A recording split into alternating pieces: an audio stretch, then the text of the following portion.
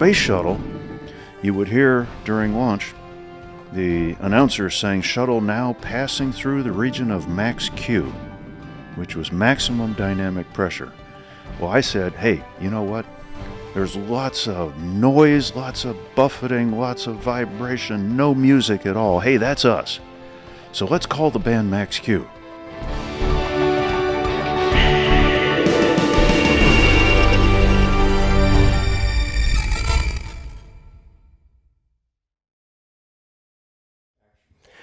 Well, here we are again in Hoot's hangar, a great place to be. It's a new day, and if there were some miracle that could happen, I wish I could interview the shirt you're wearing.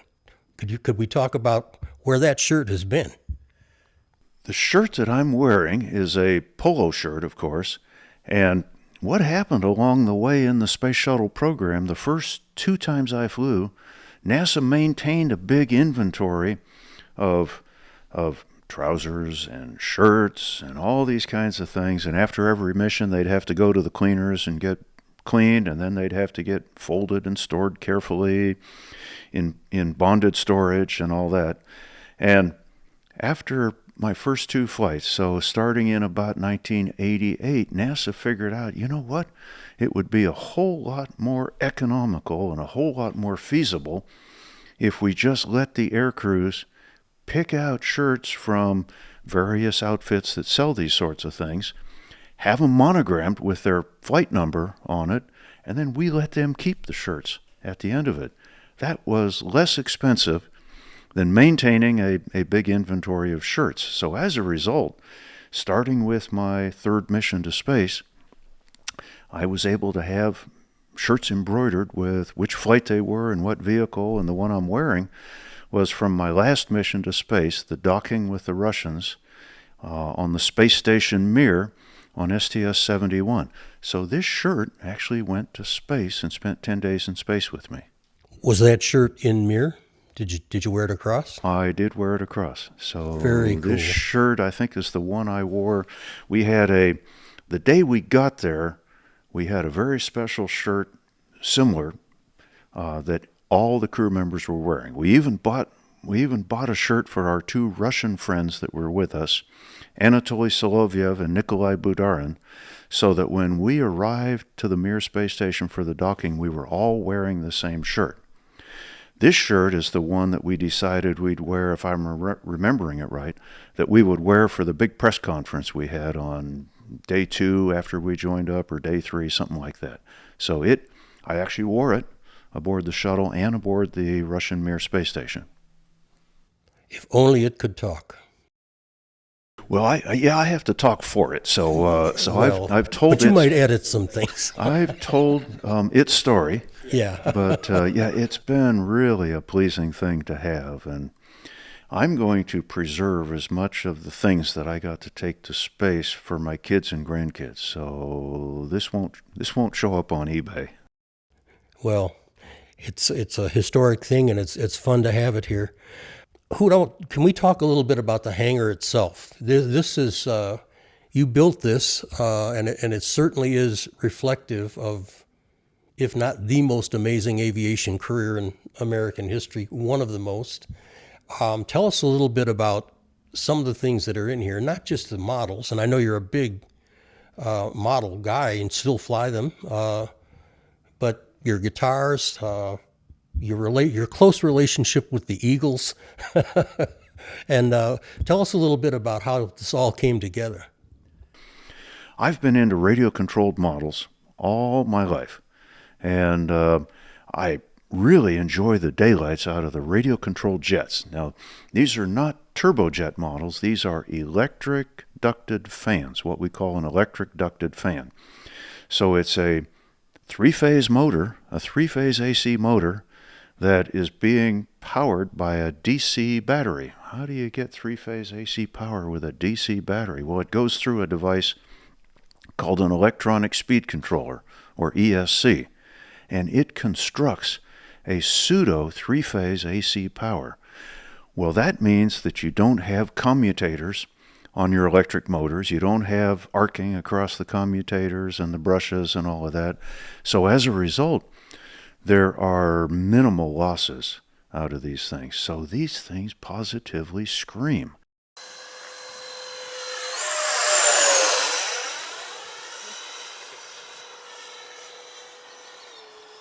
And these ducted fans, the larger ones, 90 millimeter diameter, and I've even got 110, 120 millimeter fans.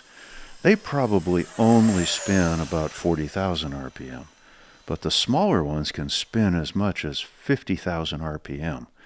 And so if you have a 10-bladed fan spinning at 40,000 RPM, it makes a whooshing sound. It makes the kind of whining sound that a jet engine makes.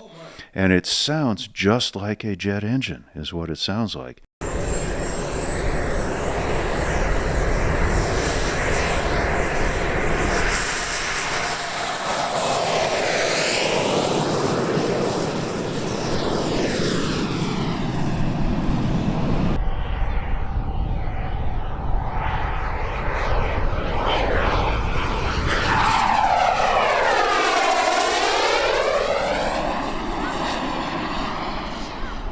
Now, the battery technology is very good. They're lithium polymer batteries that we're using. But you're only going to get about 3, maybe 5 minutes, depending on the size of the battery and the size of the motor.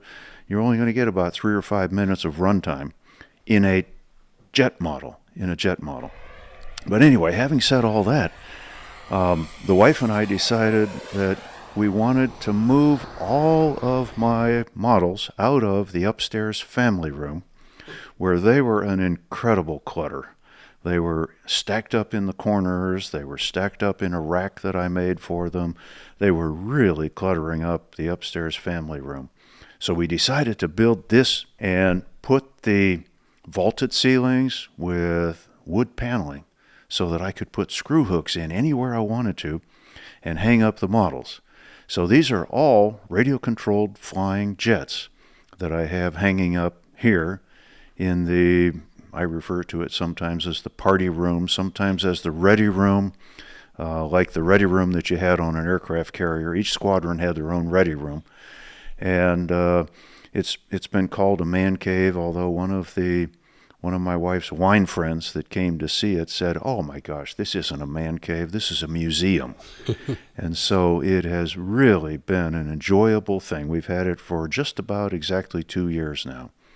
And all of these models are hung with bungee cords and leashes and things so that you can grab them and go fly them, right? Yes, I keep a ladder nearby so that I can get up on the ladder and release. It's either a dog leash or a bungee cord that is hooked into eye hooks that I've put up in the ceiling, so it's very easy to get them down. And you've either assembled or built from scratch all of these, is that correct? That's correct. Many of these come to where all they need to be is assembled, and you put them together, and they've really evolved over about the last 4 years or so, where it's rare that any glue is required. So mostly you put them together with screws and bolts and things like that. Although I have several of them up here that are scratch-built models because nobody made a particular model. So back behind me is a model of the Douglas Skyrocket. In my opinion, one of the best-looking airplanes ever built. And nobody made a radio-controlled model of it except for me. So I made myself a mold, and I made a fiberglass body for it, and made the wings out of plywood and balsa wood, and covered them in fiberglass and all of that sort of thing. And it was Scott Crossfield, Scotty Crossfield's airplane. He let other people fly it once in a while, but Who was the first man to go Mach 2, right? Scotty was the first one to go Mach 2 in the Douglas Skyrocket, and I had always admired Scotty so very much and had the privilege of being on stage with him 3 different times doing a talk called Rocket Pilots Then and Now. And what an honor it was to be on the same stage with Scotty. So I wanted a model of it. I'm not sure I'm going to fly it. It took me a year to build it. It was a lot of work, and I spared no hardship to make it as perfect as I could possibly make it. So now I don't know that I'm going to fly it, but I want to risk it. I don't know that I want to risk it, but I have to admit it's a pretty gorgeous model. Did it ever occur to you when you're working on something like that this is what I was doing when I was 7 or 8, and here I am on the other end, still making models? It does, and one model that I remember I made when I was 8 years old. I don't think it flew very well, but it was a balsa wood and tissue model of the Bell X-1, and I drew myself a plan. And it was, it was close. It's a pretty usual stuff for an 8-year-old to be making models. So I drew a plan of it, and I cut out bulkheads and glued it all together with stringers and all that, and then covered it with tissue paper. I don't know that I have any photos of it at all, but the point of it all is I've been building scratch-built models all my life, virtually all my life. Well, when you are curious about something, you go all in. There's no halfway for Hoot. And we talked a little bit about your guitar collection. And as I was entering the hangar, see a big box, like a roadie box from a band, and it says on it, Eagles. And being this environment, I'm thinking, okay, gathering of eagles, young eagles. It was the Eagles, right? Can you tell us a little about that? It was the Eagles, yes. I'm part of an all-astronaut rock band. And where this came from was 1987, the year after the tragic Challenger accident. We had been to a lot of memorial services and the like, and we had started to investigate the Challenger accident because we had to determine, why did this happen? One of the big questions we needed to answer, and I was part of the investigation down at Cape Canaveral, from January through April. I was down there every week, every single day of every week, working on the investigation. We had to answer the question, did this happen because we assembled it incorrectly? Or did this happen because it was a design deficiency? And of course it wound up being a design deficiency. We had assembled it correctly. But it took us 2 months to get through all the paperwork and all the documentation. And we went through a really difficult time. All of us did. So the summer after that, the chief astronaut said, you know what? We need a party. And so we're going to have a sock hop, a 1950s sock hop.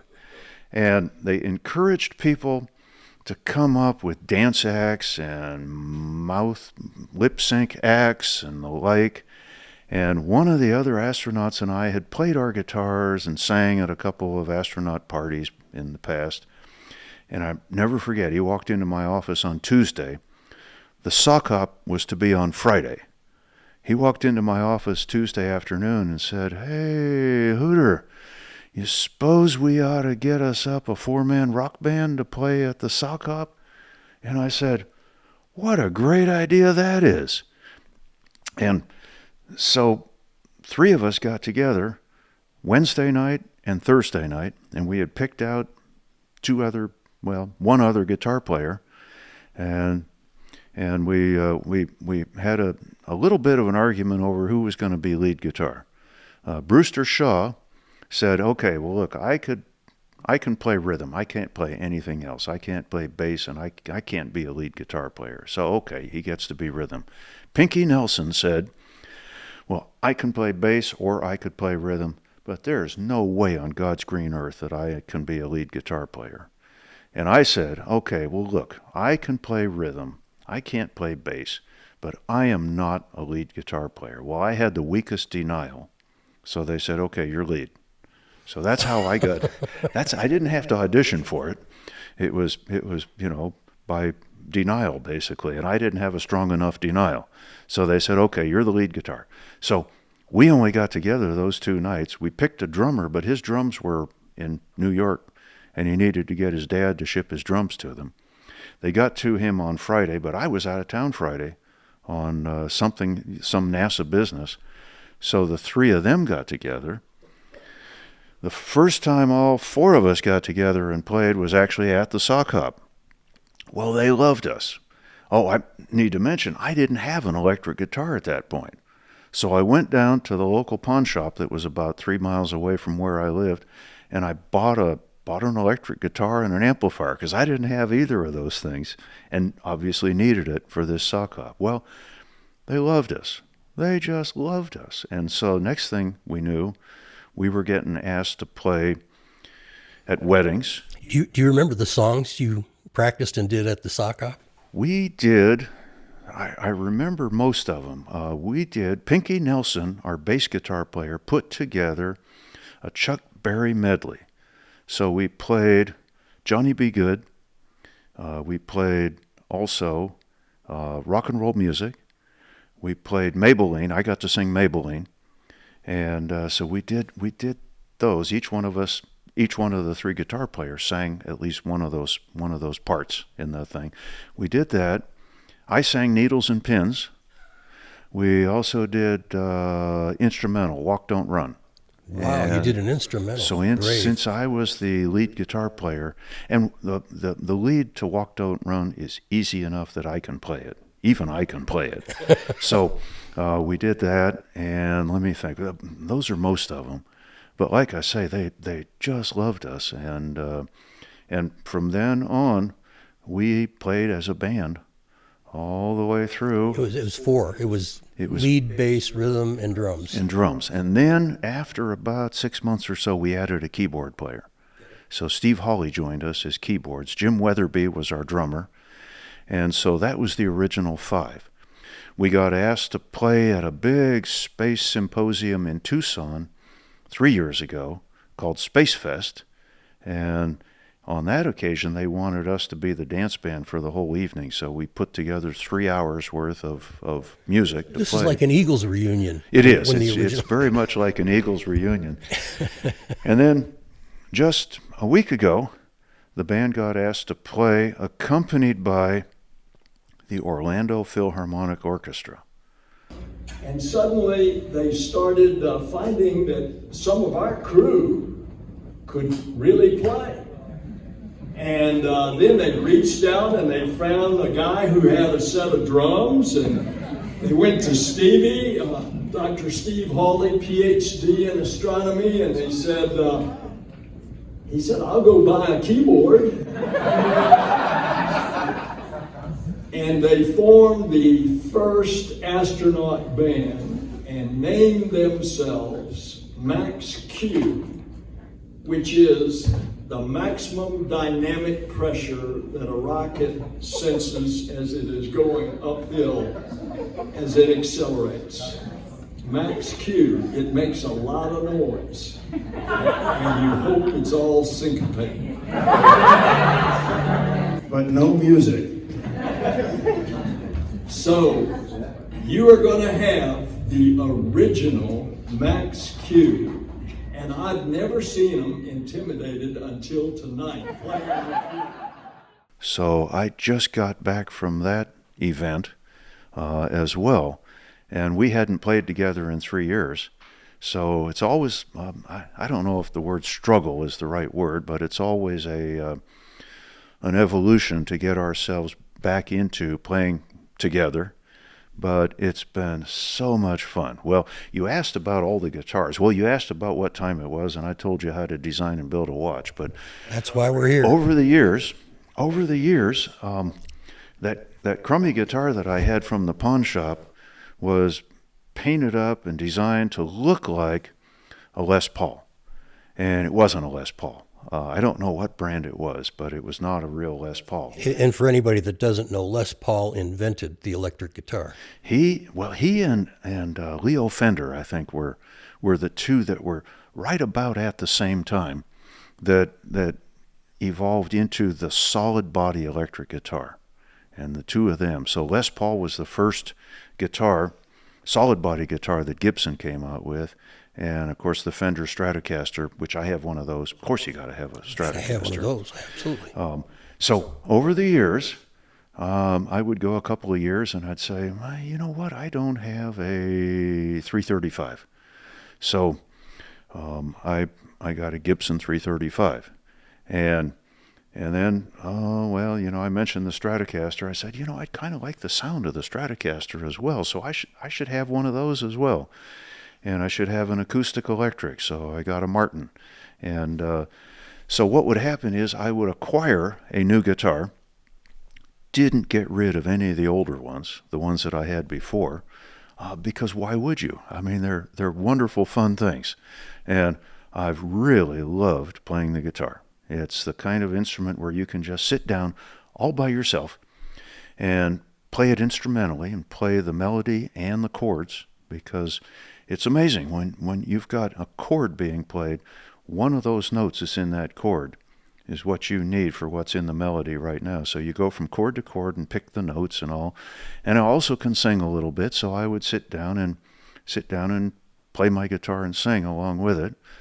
I have played my 12-string acoustic electric guitar at 2 weddings now, and that's very enjoyable. That's a Fender? That's a Fender 12-string that I have. Yeah, wow.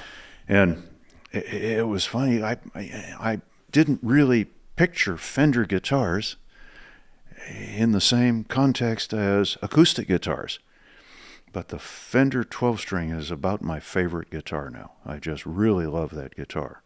And so that's how I wound up with 27 guitars. And that's how I wound up with all these radio-controlled jet models as well. I don't crash them very often. And usually, if I do crash them a little bit, I don't crash them fatally, and so I rebuild them. Well, I'm jumping all over the place here, but that's how it goes. What came in that Eagles box? Oh, we did mention the Eagles box. Well, since we had this all-astronaut rock band, we get invited to meet musicians. And our drummer he's good buddies with Joe Vitale, who was a drummer for Joe Walsh, and he's good buddies with Max Weinberg, who was Bruce Springsteen's drummer. And so he would get us invited to concerts to hear them when they would come through Houston. So we were at a concert, and we got to go backstage and meet Joe Walsh after he and his band played. And the way that shipping container came about was I had an amplifier that I wasn't really thrilled with that I was playing through. And so I'm talking to the Joe Walsh, lead guitar for the Eagles. And I said, Joe, what kind of an amplifier should I buy? I don't really like the one I have. So what would be a good amplifier for me to use? And he looks at me for a second, and he turns to one of the roadies, who I think his name was Kevin, if I'm remembering it right. He says, Kevin, where's that spare Roland amp? And I see what's coming here. He's going to give me that amplifier. And I go, whoa, Joe, no, wait. I don't want you to give me one of your amplifiers. I want to know I can afford it. I bought this other amplifier, and I just don't like it very much. What is an amplifier? And he said, you don't need to buy one if I've got one. So he says, Kevin, where's that spare Roland? And Kevin says, Joe, we've packed up the truck already, because they were going to Dallas for a show the next night. He said, we've packed up the truck. It's probably buried. And Joe says, well, go look. And so this poor guy runs out to where they'd packed up the truck. And he comes back about 10 minutes later, and he said, Joe, it's in the truck, but it's all the way in the front of the truck. And so I'm going, okay, well, look, Joe, no problem. And he says, okay, wait a minute, Kevin, when we get to Dallas tonight, you pull that amplifier aside and you send it to him. And I'm going, Joe, come on, no. Now that I know what kind I should buy, I'll just do that. And he says, you don't need to buy one. If I've got one, you can have. So I changed the subject. I didn't want him giving me an amplifier. So I changed the subject, and we talked about something else for a while. He was a real space nut, so I probably changed the subject to talk about flying on the space shuttle. And then he had to go away to an interview, so he goes away, and we stayed in their dressing room for a few more minutes, finishing our beer or something like that. And I'm walking out the door, and there's this hand on my shoulder. And I stop, and it's Kevin, the roadie. And he says, I got to have an address to send that amplifier to. And I said, hey, Kevin, look, you don't need to do that. And he says, you don't understand. If Joe tells me to do something, I've got to do it. So you got to give me an address.